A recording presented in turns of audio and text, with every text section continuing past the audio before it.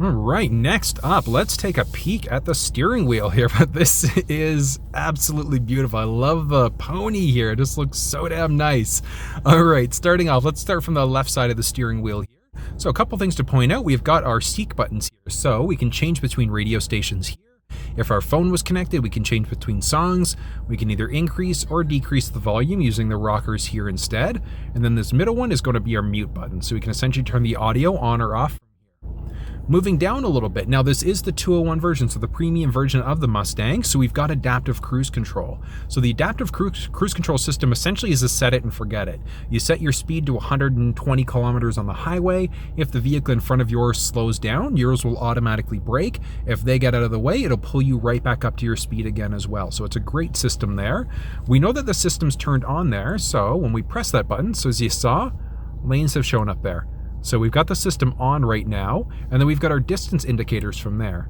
So we can choose between either a shorter or a longer distance, and that's going to be how far we are in front of the vehicle in front of us. So if you're on the highway, if you like to be, that 2 seconds roughly away, so we're going to go to our third setting there in order to make sure there's about 3 car lengths roughly in front of the vehicle in front of us. Now, the adaptive cruise control system, once you're up to highway speed or even just regular speed, like roadway speed, if you're driving just on a regular road, once you're at the speed that you'd like, we're just going to press the set button there. We're going to use these buttons here in order to increase or decrease 1 kilometer or 1 mile per hour at a time. And then you can either cancel the cruise control or you can turn the system off completely using this button. Off to our right-hand side of the steering wheel. So a couple buttons to point out. We've got our up-down buttons here, our back button, and then in the middle here we've got our OK button. So that's essentially what's going to let us navigate through this center console screen here. So let me show you here. So we're just going to go down. As you can see, we've got our trip 1. In order to be able to reset our trip indicator, all we're going to do is press and hold the OK button on the steering wheel here. And as you can see, it's reset our trip values from there. Now we can also move down, so we've got some different trip counters there, fuel economy, tire pressure, and then back to our trip counter from there. This is going to be our generic back button there, where that comes into play as we go through our settings. So moving down a teeny little bit, let's go through some of our settings here. Top left, as you can see, we've got navigation. So currently we've got no navigation going. However, if it was going, our navigation would actually show in that center console or in our cluster screen here. Really, really neat.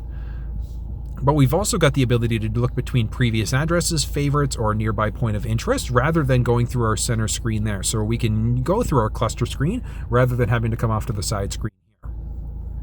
Pressing that back button will get rid of the nav, or we can just press that nav button also a second time in order to get rid of it.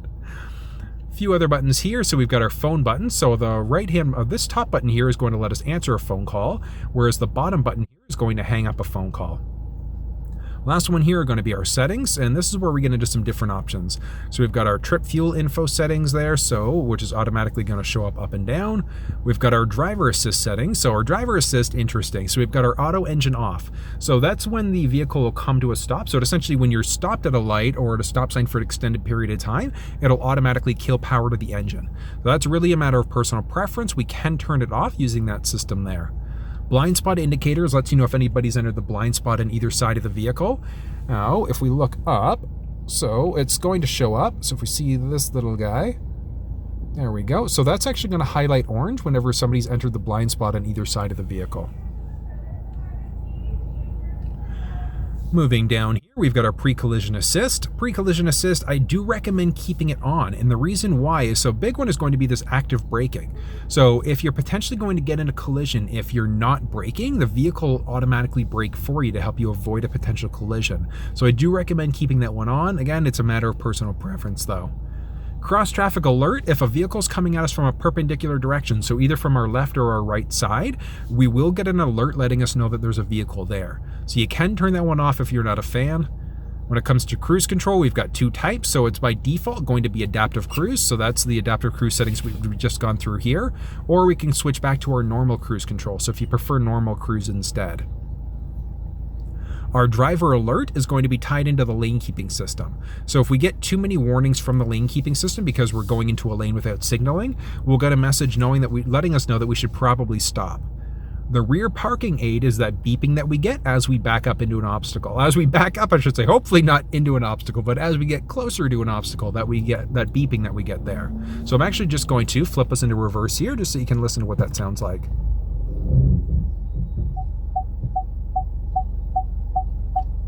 All right, so that's the rear parking aid there. So you can turn that one off. Again, personal preference there. And then our lane keeping system, we've got a few different modes here. So we've got either the alert, which if we start to veer over without signaling, it's going to shake the steering wheel. The aid is actually going to recenter you and pull you back into your lane. And the alert and the aid are going to do both. So it'll slightly shake the steering wheel and pull you back into your lane. Looking at intensity here, we've got 3 different intensity modes, so our high, medium, or low.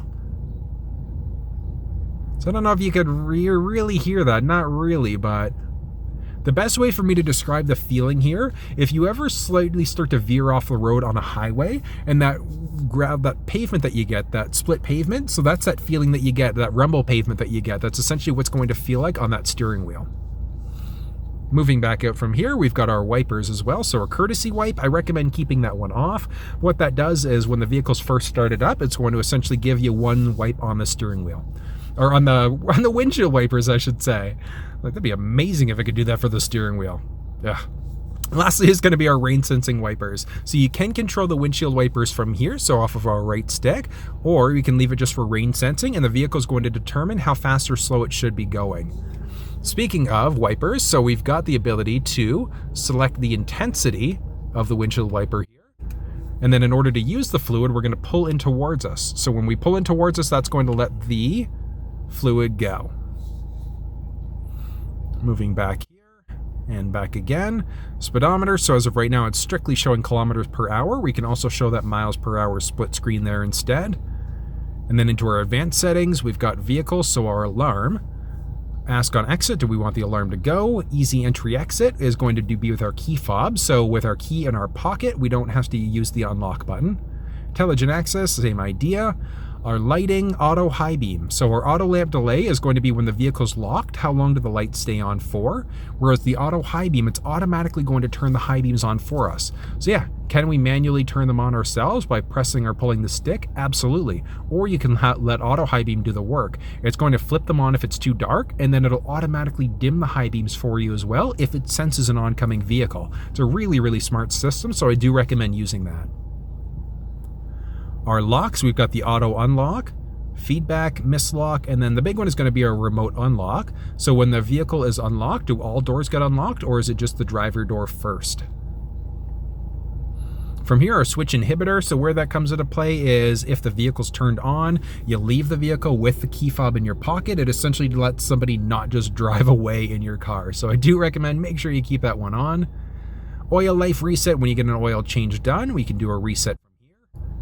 Remote start. When we use remote start, what happens? We can either turn it off completely from here, so remote start won't work, or we can go for climate control. So when the vehicle's remote started, what happens? With climate control auto, it's automatically going to let the vehicle decide what the cabin temperature should be. When we look at our last setting, is exactly that. What was the last setting that the vehicle had before it was turned off? Seats and wheel, same thing. Are the heated seats or the heated steering wheel going to come on when we use the remote start? Then the duration of the remote start. Is it going to last for 5, 10, or 15 minutes? And then our tire mobility kit. So if you do get the tire mobility kit, so the tire fill kit rather than the spare tire, we're going to have this option here. And then that's going to give you the ability to, well, the tire mobility kit, essentially that goop should be replaced after 4 years. So this essentially is going to give you a warning at that 4-year mark, letting you know that that goop needs to get replaced. Last one is going to be the windows, so we can remote open. Let's take a quick peek and see how we can use our key fob in order to remote open the windows.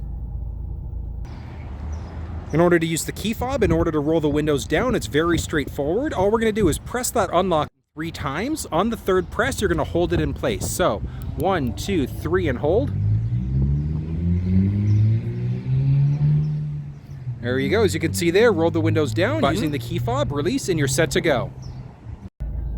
My key is an interesting setting, so you can essentially create a my key for a specific key fob. Where that comes into play, if you're lending your vehicle out to a friend, to a kid, you want to play a prank on a spouse, or you can set up certain limitations on the vehicle. The big one is going to be maximum kilometer or mile per hour, so top speed. So you can only go up to 110, 120, whatever the case may be. So again, it's your vehicle, do with it what you want, but you've got the ability to do that just by creating a my key.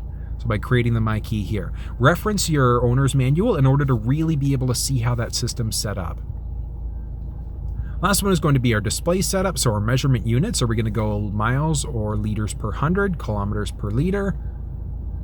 Temperature, Celsius or Fahrenheit. Tire pressure, PSI, kPa, I should say, or bar. So we've got our tire pressure, which is going to be PSI, kPa, or our bar. And then language, we can go between English, Spanish, or French.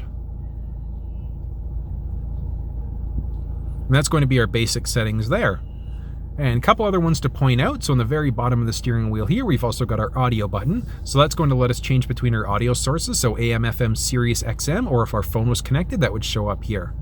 Last one to point out is going to be our pony mode. So by hitting that pony button there, we bring up a ton of different options. So we've got the my mode here. So we've got the ability to look at the status of your mode. So as you can see here, we've essentially can set this up any way that we want. There's a ton of flexibility when it comes to how we set that up. Exhaust mode, so the vehicle is equipped with the Active Valve Performance exhaust because it is the high performance package. So we've got the ability to have a quiet exhaust, normal, sport, or track. Let's listen to what that sounds like here.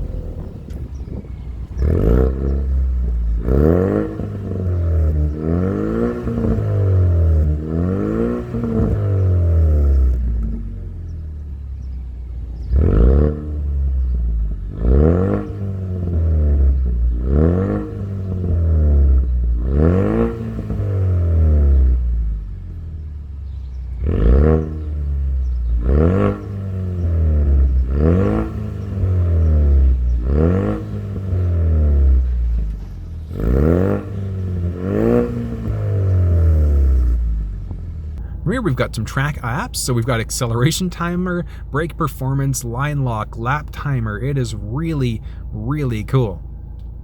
So where that comes into play, if you're taking it on the track, just make sure your phone is connected to the Ford Pass app in order for that to work. Gauges, we've got the ability to show our gauges here. So as you can see, our gauges there have been updated. So a couple options there. Jumping back into pony mode here, we've got my color. So my color, we can essentially set the color of the screen here. So we've got orange, red, we can go between a few different. The secondary color is going to be highlighted color here. So I'd say really play around with this. Come up with a color that you love. You can select your own unique color there as well. But again, it's really a matter of personal preference. What do you want this thing to look like? But it's really, really neat, some of the things that you can do with this. And then you've got your cluster appearance. What's it going to look like in each mode there as well? So actually, I'll show you here. So if we go to the track mode here, and let's navigate back to the home screen here. So this is what it's going to look like when you're in that track mode. So again, it's really a matter of personal preference. So play with that cluster appearance, figure out which one works for you, what you really, really like the look of. Couple other things to point out. So this is the 10-speed automatic version of the vehicle. So on the left side here, we've got our minus, right side, we've got the plus. That essentially lets us control what gear we're in. So we've got a 10-speed transmission here, 10-speed automatic transmission. When it comes to the sticks here, it's very straightforward. We've already covered the right one off. That's going to be for our windshield wipers. Off to the left-hand stick here, that's going to be our blinkers. Or we can push away or pull towards us in order to turn our high beams on. And the last one is going to be right on the tip here. We've got the ability to turn our lane keeping system on or off. So as you can see there, the lane keeping system is now turned on or turned off. So as you see those bowling alley safety lines there, that essentially means that the lane keeping system is turned on.